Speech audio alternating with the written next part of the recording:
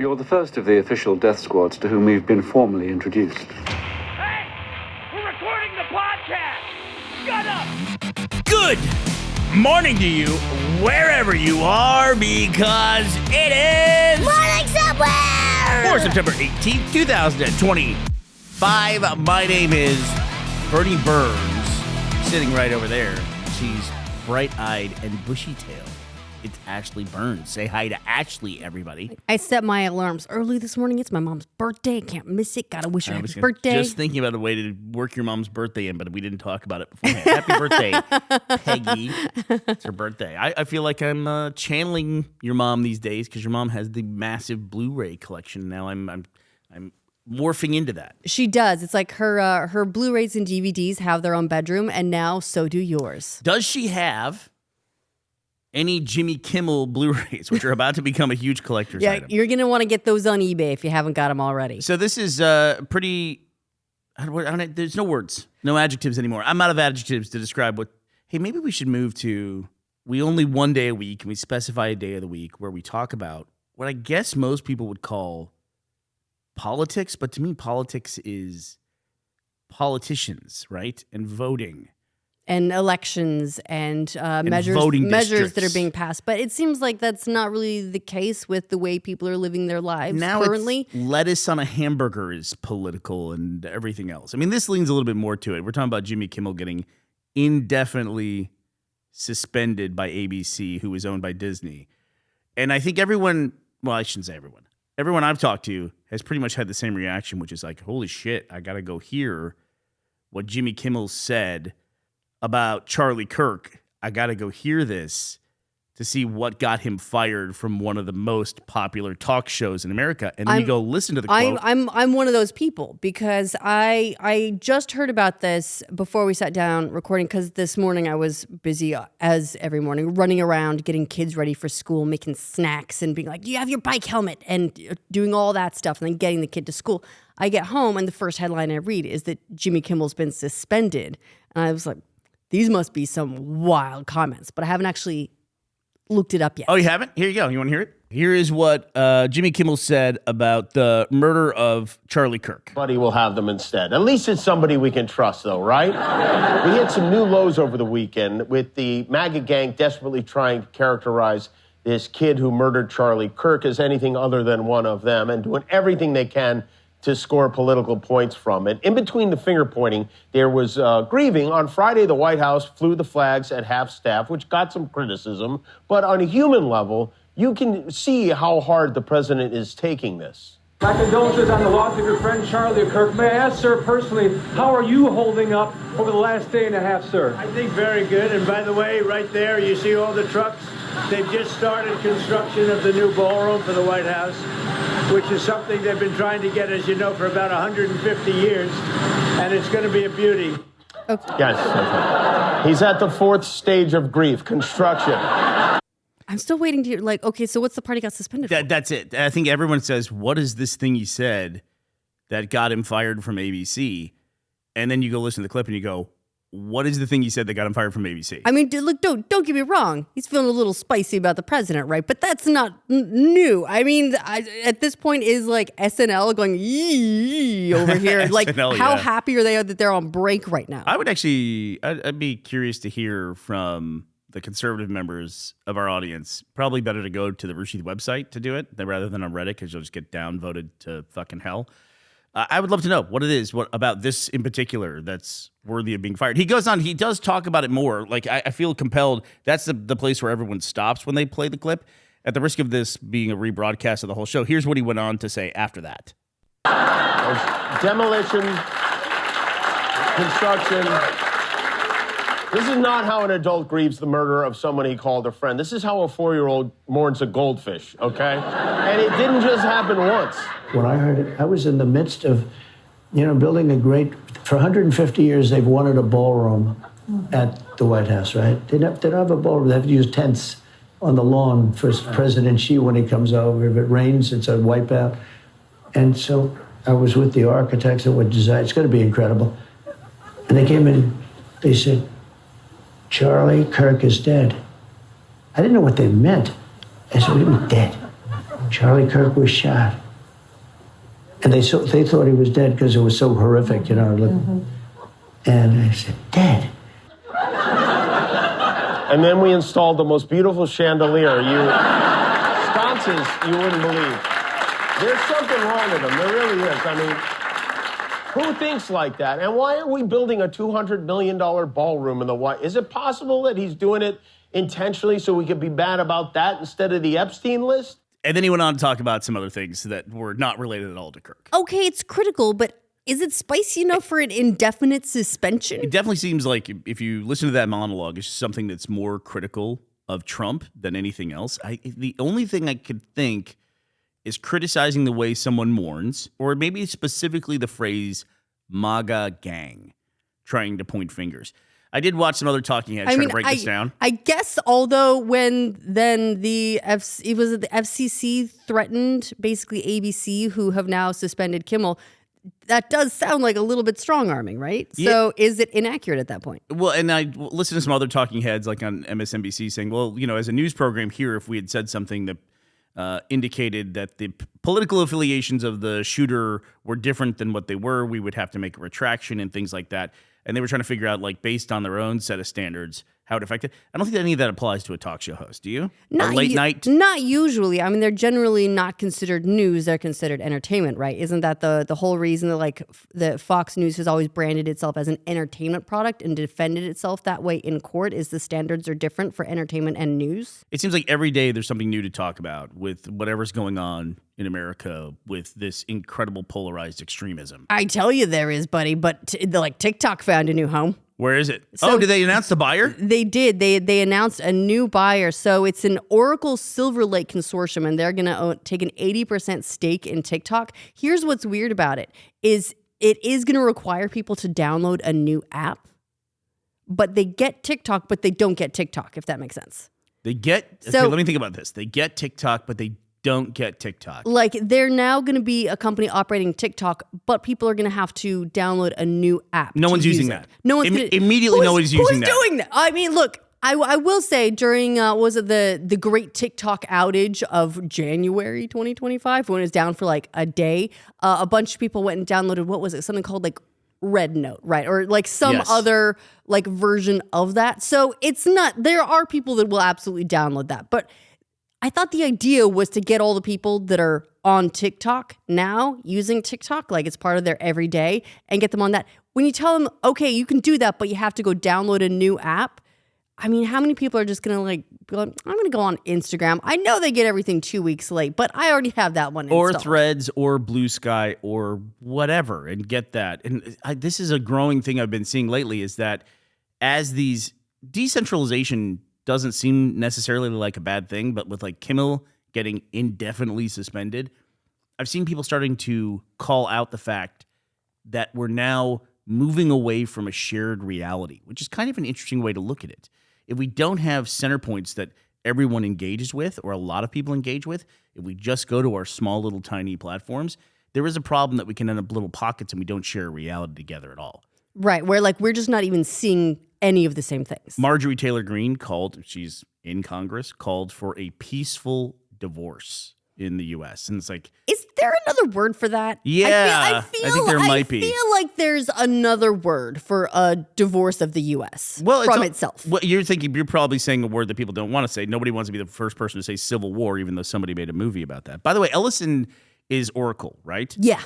Ellison's kids are also big media people too. And are also the ones now, like it sounds like, likely to bid for Warner Brothers. Yes, right. They're the people behind the bid to bring Paramount and Warner Brothers all together under one big roof with TikTok as well, or the new app formerly known as TikTok. They should literally call it that. The app formerly known as TikTok. It's just going to be a symbol. I just wonder about this. It's like we gotta we're going through this right now where we're looking at firing the Rooster Teeth apps back up because so many people use apps. And the process of going through of transferring the old app to us is a big debate that we're having now, because in my mind, it's less relevant for us because I feel like a lot of people probably uninstalled the app. And it would be cool to just go through and push an update and then people have it. But then also we've got all the legacy. They just magically see like the icon update and then boom, guess what? Your baby's back. Yeah, and then but we also had a meeting too where somebody was talking through it on like a video conference and was saying like, yeah, well, if we get the old accounts and the old entries in the app stores, then we also get all of like the legacy reviews and downloads, and do we want that? Right. Like So it was a question like, is that even a good thing to have? Right. On the one hand, it comes with theoretically some kind of install base, right? I've still got the Rooster Teeth app installed. I never uninstalled. I can never bring myself to do it. Do you? I do. Yeah. But I feel like a shit at I uninstalled that. But a lot of people will have uninstalled it. So even if there is a previous user base, it's not going to like auto reinstall on their phone and go, wake up, bitches, we're back. Yeah. I right. mean, and it's not something they're going to look for. Also, if there were issues with this old app that was built on a completely different framework, the old reviews would still be part of it. Correct. Right? That's what I'm saying. Yeah. Even though it's now for a completely different app, essentially. So it's like, is it worth having the big install base to get all the baggage too? Yeah, good or bad. Is that the right thing to do, right? And Right. so that's the question we're doing. And also you could have the old Rooster Teeth app sitting right next to the new Rooster Teeth app. Also, what if we can't name it the same Okay. thing? That's a problem. Here's my proposal. What ahead. if we indefinitely suspend the old app and just make a new app? I like this. This is good verbiage we can use. We can indefinitely suspend the old app and logo and everything like that. It's indefinitely suspended. And then we're going to launch it next to the app formerly known as TikTok. But what do we do? I mean, I guess we just like Tuesday seems like a good day to talk about this stuff. I don't want to talk about this stuff every day. I really don't. Like you were the quiet part out loud you were not saying was the word civil war, right? Was that what you were getting towards? Yeah, I mean, it's concerning when you have members of Congress. They, again, It's what that didn't is. say the word, but they're saying it. But I think everyone's got that word in the back of their minds, but the word that should be at the forefront now is Cold War. We're in a second Cold War. I guess like we call it so. a cultural war or whatever. There's a Cold War going on because there's up until recently, no guns being fired officially, and it's like this, you can feel it going. It's like, and how does a congressman feel about saying like, what are you going to get in that divorce? Do you want to lose access to the entire West Coast essentially? And then how are you going to get to the Pacific Ocean? You're going to go through Mexico or Canada? Womp womp. Right? I mean, what are you going to do at this point? Wait till the tariffs kick in, baby. I know, right? It's just insane. And you every day I hope that there will be something that'll happen that'll bring people more towards one another. I don't want to use any other word there because every other word is a dirty word, like towards the middle or towards the center or whatever. But it just keeps not happening, and we're just moving farther away from each other. I'm just going to put this out there as a possibility, right? So the Colbert Show, right, has been canceled. Now we've got Kimmel on indefinite hiatus. What happens when Jay Leno pops out and goes, "It was all a marketing Jesus stunt. Christ. I'm back. I'm back now." You got Jay Leno after 4 decades. He's come back. I need more money to buy cars. Hey, speaking of coming back, because I was just thinking, like, we've got Fallon basically is like, that's what's left to represent the views of America and keep everyone on their toes. Apparently, people are getting their news from late night talk shows, which I guess is what we think is happening. What are the movie studios going to do when there's no late night talk shows to send all of their actors on to promote their new movie? What are they going to do? We also, talking about this stuff sucks so bad because how do we segue away from it, right? Like, talking about Jimmy Fallon holding back, the tide essentially on behalf of everyone else. It's a good segue to talking about you and I, our different reactions to the Witcher trailer or clip that came out. Yeah. So but it feels like a weird segue. I want to acknowledge that out loud. It feels like a weird segue. Okay. Do you want a segue that's going to be like, what the fuck? I'll give you a what the fuck segue, and then we'll talk about The Witcher at the end. This is a headline from AP News. A meth burn by the FBI smokes out a Montana animal shelter. See, this is the America I love. Where did you go, America, where there's a meth burn? So it's this town in This actually sounds horrible. In Billings, Montana, where there's an animal shelter and they have an incinerator. Normally it's used for incinerating the remains of animals that have been euthanized for whatever reason. But occasionally, apparently, they use it to burn drugs. And the FBI brought in 2 pounds of meth to burn in the incinerator. All good so far, right? Great. That's what chimneys are for. You go, it goes up the chimney and out into town, but it's burned, so it's fine now.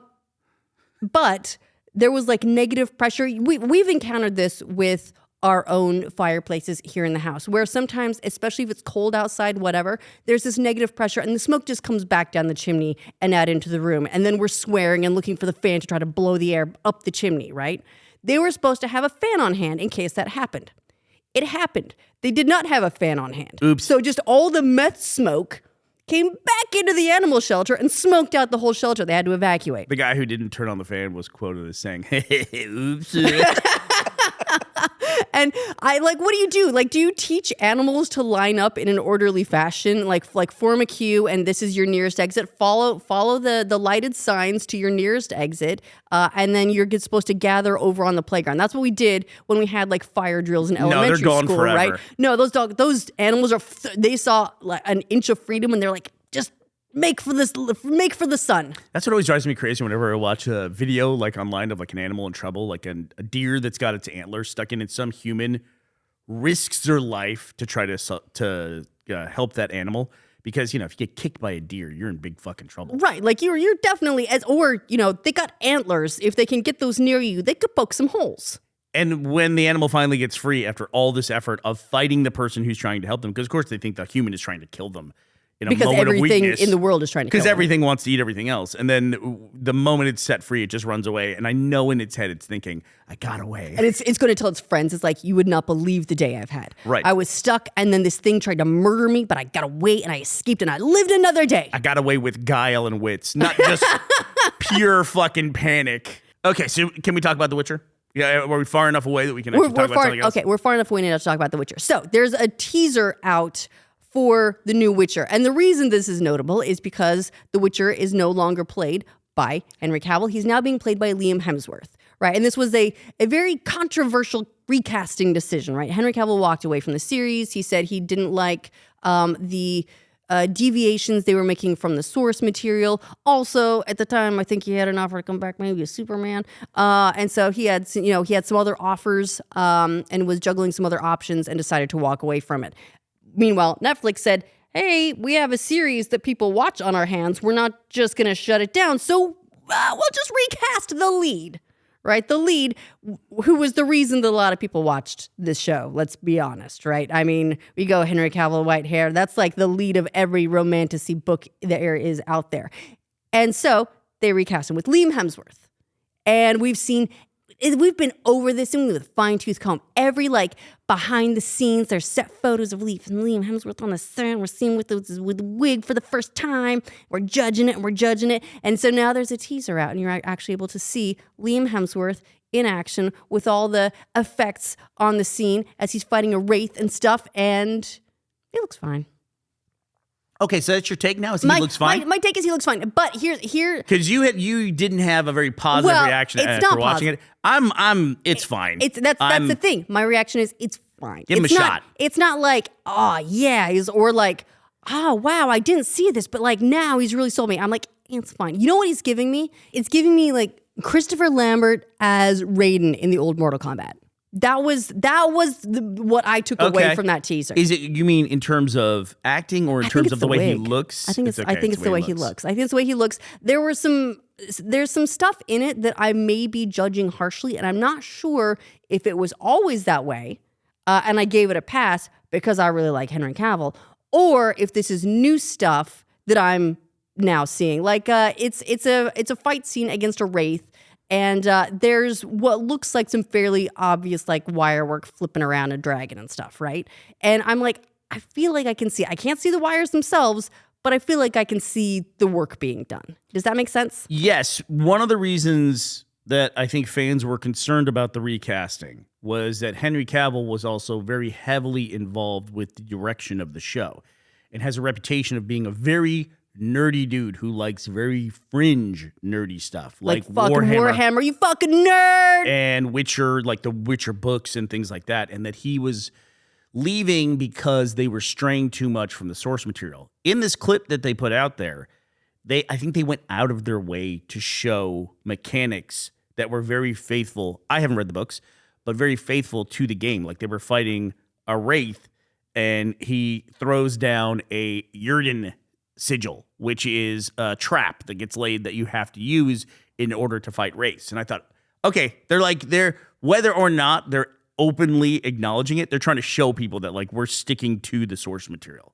But isn't what people care about also very much like the storylines? So that remains to be seen. However, this was a combat scene, not a story scene with a wraith. I'd say Liam Hemsworth looks fine. I think it's looks fine. I think it's fine. It's fine until it's not. Right. I'm gonna check it out. I've got this little chip on my shoulder, right? Like there's like a little part of me that wants it to be like, because I really like Henry Cavill. But I also I want him to do well. I want the show to be good and do good things and be enjoyable for people, right? That's a good thing. Like that's a net positive if it can do well. You know, we were talking about this weird connection between something else we were talking about the other day, which is the impact the casting of Mission Impossible movies has had over superhero movies. You were just talking about the Henry Cavill and the Superman thing with the mustache. With the mustache, yeah. And which let's be clear, I don't see the mustache. I guess I don't have mustache vision. That's not a special effect. Even with still shots, I'm like, okay, I guess his lip looks a little bit curled. Oh, I think if they didn't put that out there, then nobody would. Yeah, I really don't think people would have called it out. Honestly, but it did have for sure an effect on the discourse. We'll never know because we won't be able to remove the context from our heads. People say, I absolutely would have seen it. You don't know that because you don't live in a world where you didn't know what it was. That's in Earth 659, okay? But crazy enough, probably even a bigger casting choice in the history of superhero movies, Hugh Jackman was not the original choice for Wolverine. It was a guy named Doug Ray Scott who was not able to get out of his contract that he had for a movie called Mission Impossible 2, I believe it was. Okay. So here's the thing, though, right? That once again, the hindsight of that is going to be 2020, right? I wonder if this poor dude is like, fucking goddamn Mission Impossible. Like, I would have had this career. Like, I would have all these films behind me if this were the case.